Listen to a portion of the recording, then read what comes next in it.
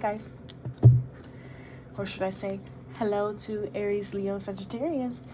Okay, this video is for you. It's going to be a tarot reading to talk about some predictions and interpretations we can get for this full moon in Virgo tomorrow, March 7th, 2023.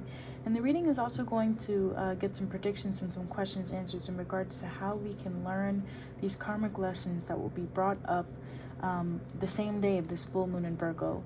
Saturn is moving into Pisces. Within the hour of the full moon, Saturn moves into Pisces. So this reading is going to get us some answers in regards to what you guys are going to experience for the next 3 years while Saturn sits in Pisces until 2026, what these lessons are going to bring up.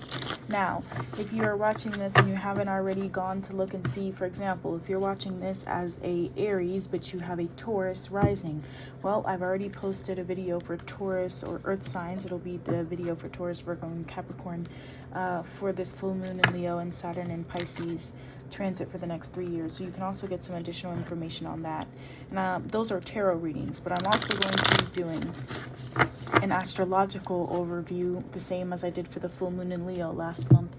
And this will be what we do every month when there's a full moon. So without further ado, we're going to get into the reading, but don't forget to go and check out those videos to get some more clarity as well. Okay? So, what's going on with our fire signs and what's going to be going on with our fire signs for the next 3 or so years, but especially during this full moon in Virgo tomorrow?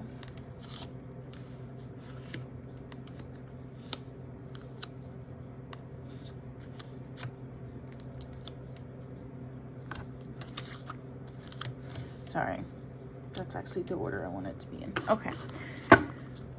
Bottom of the deck here, we have the Ace of Wands in reverse. Okay, so you guys may be having some issues, or the lessons that we're going to be dealing with during this full moon in Virgo and Saturn in Pisces transit is diving deeper to figure out why we are experiencing a lack of passion, an inability to, you know, feel this spark that fuels us from the inside. Okay, so this is going to, let's see, we have the Fool in reverse. Okay, fire signs, this is interesting. This is the card for Aries, but it's also a card that I really feel like embodies fire sign energy so much. We have it in reverse here. The Fool is someone who, the Fool is somebody who is not afraid to take chances. They kind of are willing to, you know, keep walking, and they don't even look down to see that they're on the edge of this cliff here. They're just in bliss right here. They're listening to music. They're dressed to the nines. They've got their lifelong pet with them, their dog, their best friend. And this looks to be the city of New York or maybe Philly, I don't know. But, you know, they're on the outskirts of the city. So someone who's not afraid to, you know, be an outcast, someone who's not afraid to do things different. But it's in reverse here. So I think that your power is that you guys are now learning that you can't be a fool for everything. And I think you guys trying to find the balance is maybe where this lack of passion is coming from, because it's hard. You guys are having to, I don't want to say deny your nature, but it can feel like that. It can feel like you're having to put the reins on yourself. But I want you to know that putting the reins on yourself does not mean lowering the passion and intensity you have for the goals that you want. It's making the necessary changes in behavior. Okay, and your ability to recognize that is what's going to really help you guys during this full moon in Virgo, but also during this Saturn and Pisces transit for the next 3 years. Now, I want to also say that a full moon in Virgo is a time to declutter and organize your life. So during this full moon in Virgo, I would advise you guys to look back and maybe think about where you were being a bit more reckless, and also look at where you're being a bit too guarded and strategic. Look at where you can be the fool and where you can't. Organize your life in that way. What can you what can you afford to take a risk in? That's what this Fool in reverse is. It's your superpower is going to be able to measure where you can afford to take risks, and mitigated risks, measured risks. Okay. All right. Whew. So this is the sort of spiritual cleanup that we need to do here to make life more productive and purposeful. And we have the Lovers card in reverse here. So it could be that you guys need to stop focusing so much on love and focus on yourself. It could also be that you guys are just constantly searching for someone to complete you, whether that be romantic or platonic. But that kind of takes up a lot of your time and mental space. Now for others, it is this Ace of Wands and Fool in reverse for you, which you feel like maybe you have everything that you need except for love, and it's because you're taking risks with the wrong people, or you're not taking risks at all with the people you should. And so the necessary spiritual hygiene is going to be for you guys to really sit down and look at your life and see where you can afford to take those risks, where you're going to be able to be vulnerable, what your ideal partner looks like. It could be for some of you that you are a bit too you meet somebody, you fall in love, and you act a fool with them, and then the passion dies out at some point, and you're wondering how you got there because you really thought that was the person for you. And I think that the lesson here is that you guys are, like I said, measured risk. You need to be able to look at the situation apart from your passion for them, because passion is what fuels you guys, fire signs. But apart from the passion, what happens when that disintegrates? What happens when the sun goes out? What do you guys have there? What connection do you guys have there? That's going to be what you guys need to look for. Now also, for our fire signs here, so if you are a Leo sun, Virgo is falling into your second house here. So this Virgo full moon is going to be occurring in your second house. And that means that you're going to be dealing with a lot of reflections involving your natural skills, your self-esteem, your worth, how you make and spend money, your material possessions, your consistency, and your dependability. Okay, so this could mean that you're needing to take some reflections and see, for Leo, if you are embodying these natural skills, or if you're, you know, kind of too afraid to be a fool, to make a fool out of yourself, if you're really living up to that Leo name.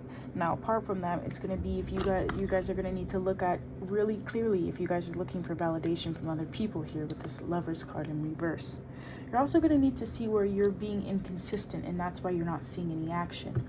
Okay, now if you have a Aries sun, then you're going to be experiencing reflections around your sixth house. So this is your professional life, the skills you bring to a job, how you cater to others, your everyday routine, your work routine, your health, your physical health, fitness, and attention to detail. So for you, the problem may be that you are taking too many risks and you're not paying attention to details, and it's affecting your professional life, but not only your professional life, but your ability to really show up as a true friend to others.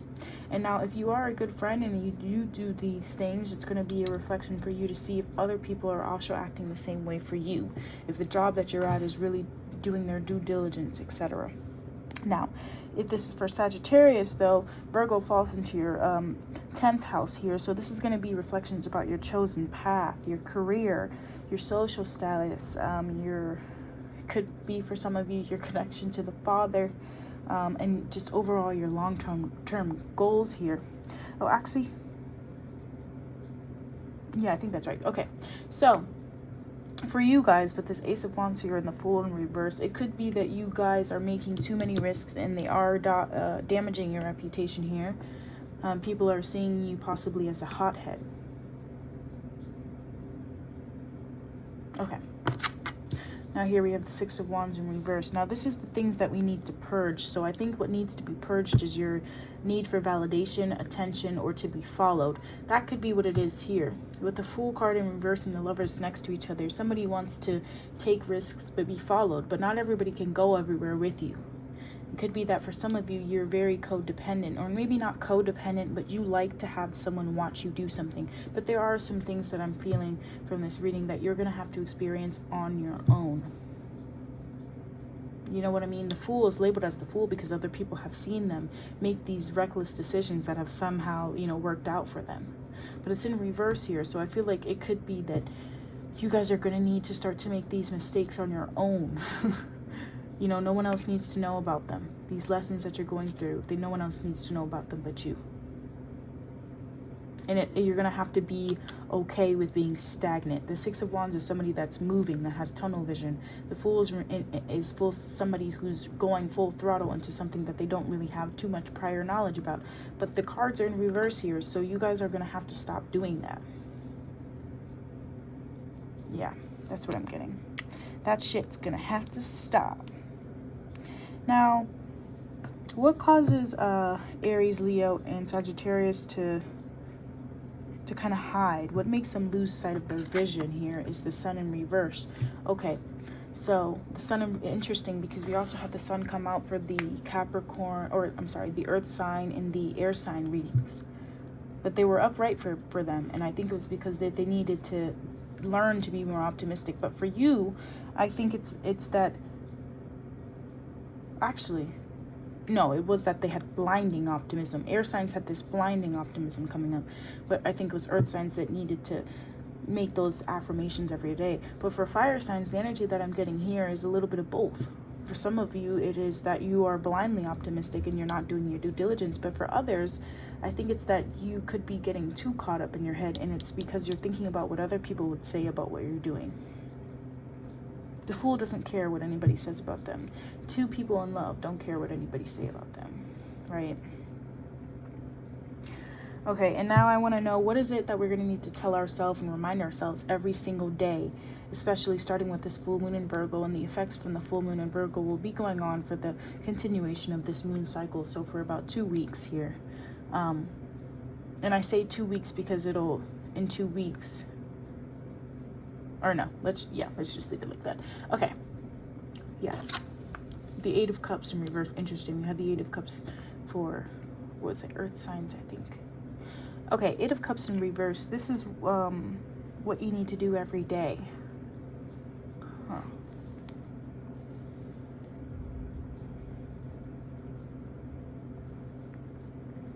Fire signs. So I think it's going to be that you guys are going to have to remind yourselves that you're very capable, and kind of let go of this fear of moving on. It's like you guys have a lot of ideas and things you want to do, but for some reason the ones that you really want to do, you haven't done yet. And I think it's because you're afraid of, it could be you're afraid of losing a connection, it could be you're afraid of what people are going to say, it could be that you are struggling to be optimistic enough about it to speak that shit into existence here with the Ace of Wands and the Fool. So I'm hearing though that every day is going to kind of feel like you're going to have to fake it till you make it, you know? You're going to have to embody this toxic positivity for a little while so that it, you know, what's that thing that they do in CBT, cognitive behavioral therapy, where you do thought stopping, but then you also have to replace the thoughts so that your behaviors and your feelings change and all of that. That's what I'm getting here, full circle here. Your behaviors are going to have to change so that your feelings change. And overall, the outcome will change too.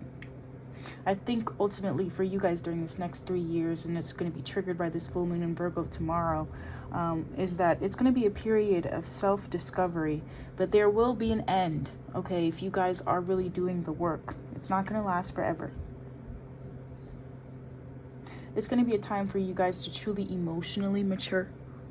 That's what I'm hearing is very needed for you guys. Somebody who's emotionally mature doesn't really act like the fool. Now, granted, sometimes it is okay to be a fool because it's necessary. You know, some days we are lucky and our luck pays out for us, but it's like you're not lucky every fucking day. Sagittarius, y'all like to believe too. Aries, you guys like to believe that you can handle anything that comes your way. And Leo, you guys are just confident as fuck, right? Y'all came out here. But, the thing is, though, is that it's not a question of your character or your luckiness or any of that. It's the question of if you're able to truly manifest what you want and do it in the right way without all the runaround, without all of the, you know, everything else in between. Tunnel vision, right? Okay.